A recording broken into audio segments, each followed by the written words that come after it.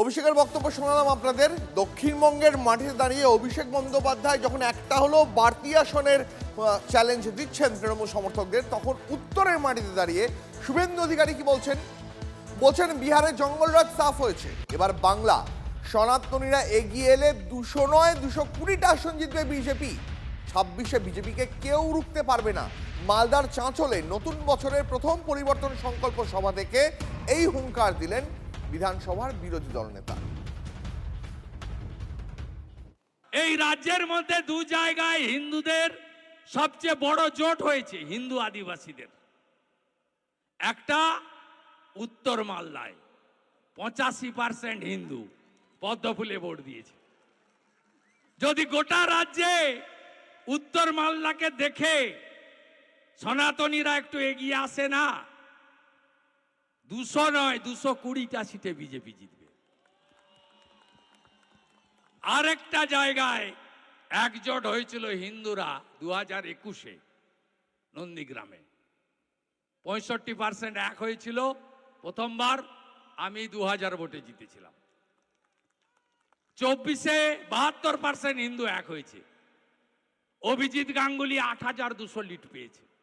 আর 3 মাস পরের ভোটে ওখানেও উত্তর মালদার মতো 85% হিন্দু পদ্মফুলে ভোট দেবে এবং বিজেপি যাকে দাঁড় করাবে তিনি 20,000 ভোটে জিতবেন।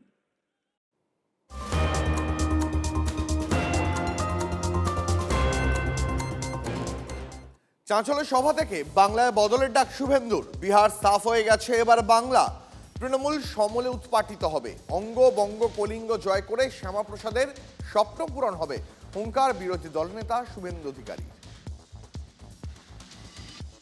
নাগরাকাটাতে দেখেছেন কি করতে গেছিলেন খগেনদা?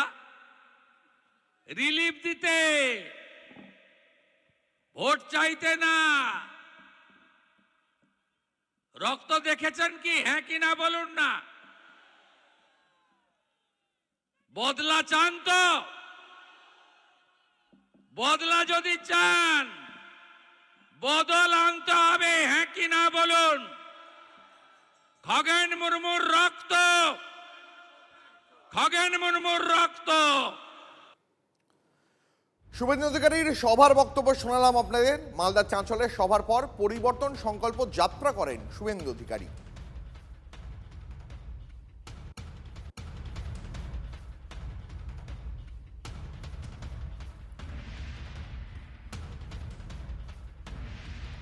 শুভেন্দু যখন মালদা থেকে এই দাবি করছেন, তখন পাল্টা তৃণমূল কংগ্রেস শিবির থেকেও আক্রমণ ধেয়ে আসছে। শুভেন্দুর দাবি অঙ্কে মিলবে না, উন্নয়নের জন্য মমতা বন্দ্যোপাধ্যায় প্রার্থীদের ভোট দেবেন, এমনটাই দাবি কুণাল ঘোষের। এগুলো কোনো বিজ্ঞানের কথা নয়, আর সহজ পাটিগণিতিক হিসাবে এগুলো মেলে না। রাজ্য বিধানসভায় যে ভোট, সেই ভোটটা মমতা বন্দ্যোপাধ্যায়কে মুখ্যমন্ত্রী চেয়ে ভোট।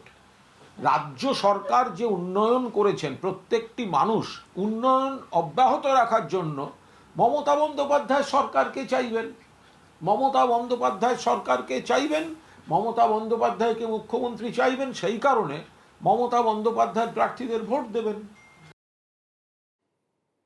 চাঁচলের সভা থেকে তৃণমূল বিধায়ক রহিম বক্সিকে হুঁশিয়ারি শুভেন্দুর। 26-এ রহিম বক্সিকে জিততে না দেওয়ার চ্যালেঞ্জ। যখন তৃণমূলে ছিলাম আমার গাড়ির দরজা খুলতো। চাঁচলের যে কলম বাগানে সভা করছিলেন সেখানে আসার চ্যালেঞ্জ জানান তিনি।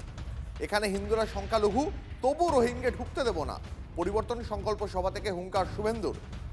পারলে মালতীপুরে হারিয়ে দেখাবেন, পাল্টা চ্যালেঞ্জ রহিম বক্সির। বড় বড় কথা, 6 ফুট লম্বা, এখানকার মুখ্যমন্ত্রী হয়ে গেছে রহিম বক্সি। বড় বড় কথা, ঢুকতে দিবনি, গাছে বেঁধে রাখবো, পা ভেঙে দিব, মাথা গুঁড়িয়ে দেব, বাপের নাম যদি ঠিক থাকে কলম বাগানে আয়, দাঁড়িয়ে আছি। আরএসপির মাল ছিল, আইসিডিএস এর চাকরি বিক্রি করত, আর আমি এখানে তৃণমূলের অবজারভার যখন ছিলাম আমার গাড়ির দরজা খুলতো। কেউ নেবে না, ওর থেকে আবার ওর বেটা বড় নেতা। আমি বলে গেলাম মালতীপুরে কে জিতবে আমি জানি না, কারণ হিন্দুদের সংখ্যা কম, 20-22% হবে, কিন্তু রহিমকে আমি জিততে দেব না। আমি প্রতাপ সিং আর শঙ্কর চক্রবর্তীকে ডাকবো কলকাতাতে, বলে দেব কি করে এদের সমূলে উৎপাটিত করতে হয়। আমি জানি, ভরসা রাখুন।